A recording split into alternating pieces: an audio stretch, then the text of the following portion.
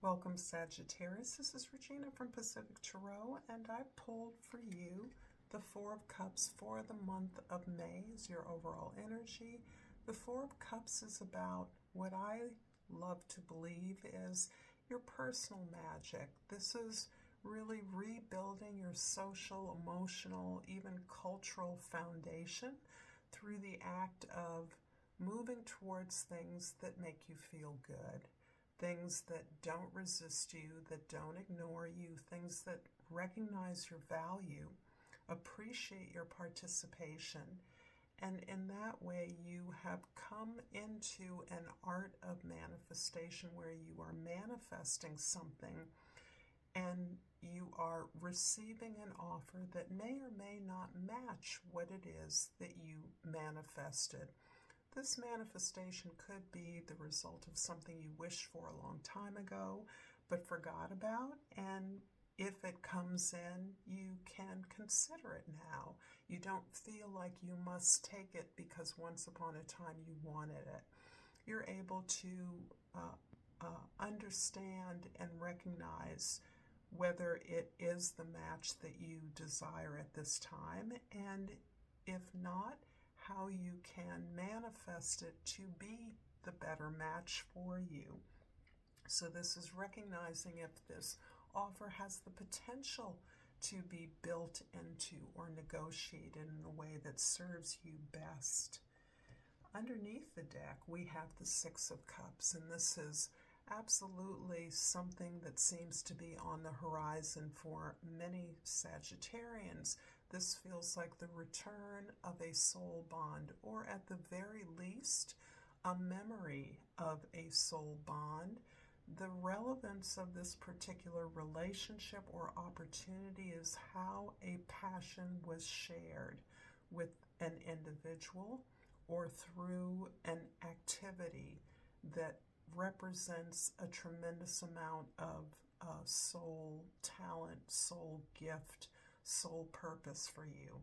So there is a memory or a connection. Perhaps it's contact with someone who reminds you of and something you shared together that brought you both a lot of joy. But this something feels as though it's bigger than the union between you and another or others. It's more about your fundamental expression, your fundamental gift that this person perhaps is nudging or supporting in some way. In the 10th house, how you're showing up in the world is as the Seven of Swords. This is complicated because it feels as though you are considering many options, and this the exercise of perhaps entering into a project or some level of community participation is echoing up old stories and old definitions of who you are to you in a way that isn't so favorable. It's almost as though you fear going back to making the same mistakes you made in the past. And this is interesting because the sense of positive memory is essentially coming up for you to identify the triggers in yourself that are still needing to be worked out. So although you may feel as though you're moving into a place, and you are, into a place of a fresh start, a higher version of yourself, seeing your life and experiencing it through new eyes, through literally a new soul, you are reminded of the harsh failures, disappointments, heartbreaks you experienced in the past, and you're hesitant as you move forward in accepting an offer or engaging in a new path in the beginning because of these memories. And how they blocked you. That's the essential point. You recognize now that you allowed other people to stop you because of the mean things they said or did, the unkind things they said or did. And this is no longer your attention. You're set on success, but you're second guessing yourself here. This is the sort of a little bit of the imposter syndrome, right? Can I really do this to the best of my ability given my history? In the first house, the Fool card is a resounding yes. You are allowing yourself to be born anew. You are experiencing a kind of liberation that no longer identifies with the circumstances of difficulty and challenge in your past. You are solely understanding at your best what you've learned from experiences like these difficult, challenging ones in the past, ones you've defined as failures. And those failures contain many disappointments in others. In many ways, it is your reliance on the validation of others that made this so painful for you, because you never got what you wanted, which was the approval of others. And quiet as it's kept, Sagittarians are tremendously motivated by the approval of others. It isn't necessarily something you seek, but it is something that impacts you tremendously, the regard of others towards you. And here you are discarding that need for your self-regard, your self-respect, your self-honor. You're realizing that you've developed so much faith in your ability to withstand challenges that you no longer see challenges as personal, as something that keeps you down, that keeps you away from the things that you desire. This is absolutely beautiful. In the fourth house, the house of your soul, your home, your roots, the King of Pentacles is describing you as a master or mistress of your material realm. You are building your foundation. That is where your attention is going 1000%. You understand that you can monetize all of your skills and gifts, that you know how to build success for others, and now you're intent upon building a firm, stable foundation for yourself. And you cannot be detoured. In fact, you realize you are your greatest resource, and you're becoming more and more accomplished at how you parlay that into the world to provide for you and your loved ones. This is about having stability and security within yourself in an uncertain world. And I would say the key to that is resourcefulness with a capital R. You see yourself as resourceful, as unendingly resourceful.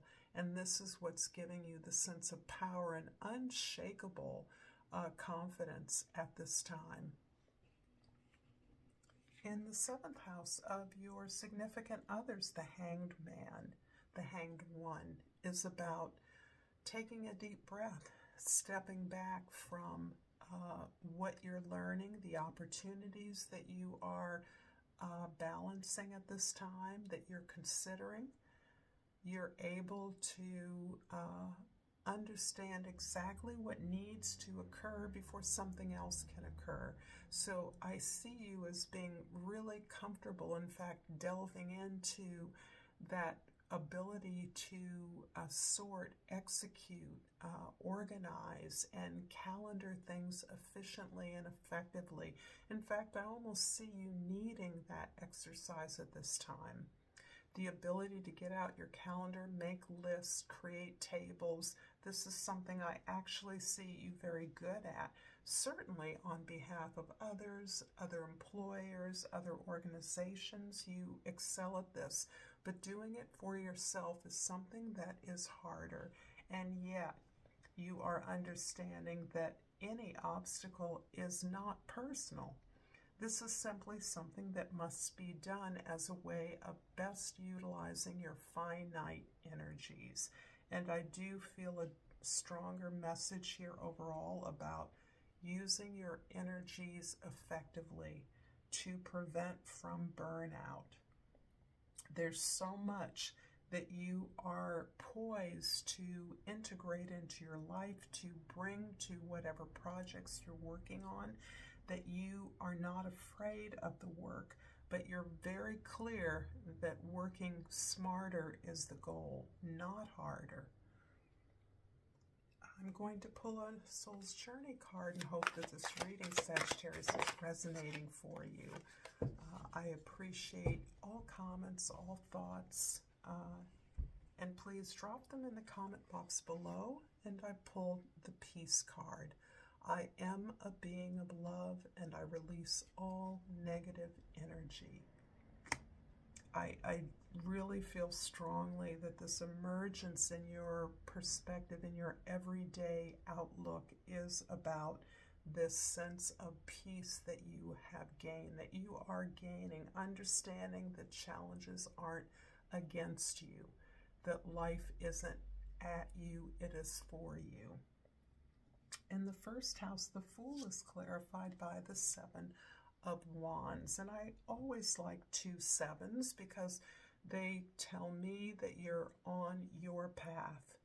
So sevens are really confirming the idea that just as you might have suffered through a lot of unkind words, behaviors, gestures from others, not being taken seriously, despite that, your reaction is not simply to curry the favor or seek approval from those who approval you realize no longer matters to you. Instead, you are clear that in order to do your best work, you need the space to do it.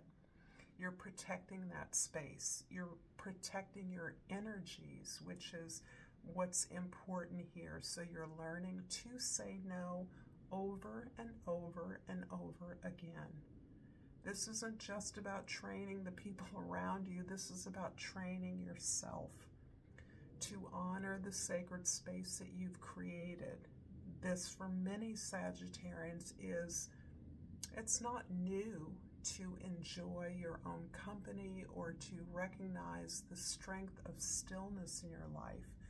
But your customary response has been to go off into a new direction, to escape, to move on to a new vista. And instead you're realizing the only vista you want to explore and discover is within you. And in order to do that, you can't allow others to siphon off your precious energy, your precious talent. In the 4th house, the King of Pentacles is clarified by the 2 of Wands. Here you are clear about your strengths, your value, your talent, your goal. And you're using that as a way to anchor yourself as you begin to explore the world on new terms. For some of you, this can be an anticipation of the results of your work midway, before you've done the work, or at some critical juncture in a long, hard climb. You've accepted that this juncture is going to be hard, is going to be a climb, is going to be a lot of work.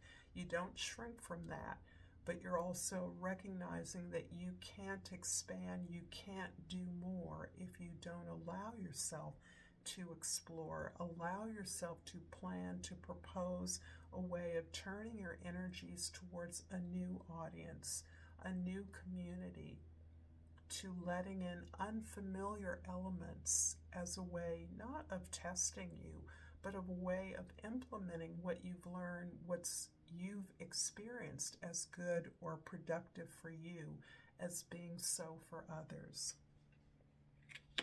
In the 7th house, the Hanged One is clarified by the Death card. I do see the releasing, the surrendering of an old story of relationship. This isn't just the relationships. It may actually be about sustaining relationships, but in fact, you recognize that the way that you have seen your role or the role of others in the past has been misguided.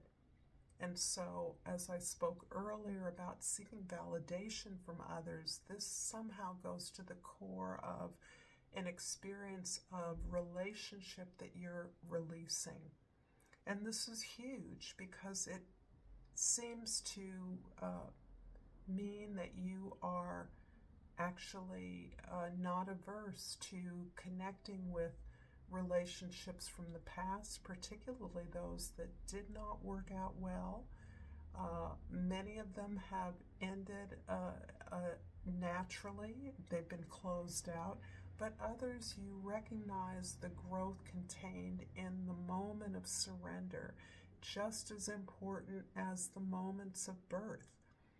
That the releasing of something, the finding closure to the thing that made a relationship difficult or even impossible in some cases, was rooted in your behavior, your perspective, that didn't allow for the centrality of your own needs and desires. In the 10th house, the 7 of Swords is clarified by the 3 of Wands. And here you are actually setting up something despite your anxiety, despite your fears, your burns. You are in the position of putting out your ideas, making connections, and seeing where they land. All with a clear idea that you're building something. You're setting up your own vehicle, be that a business, a new job, a new home, which might imply a new home base, a new relationship.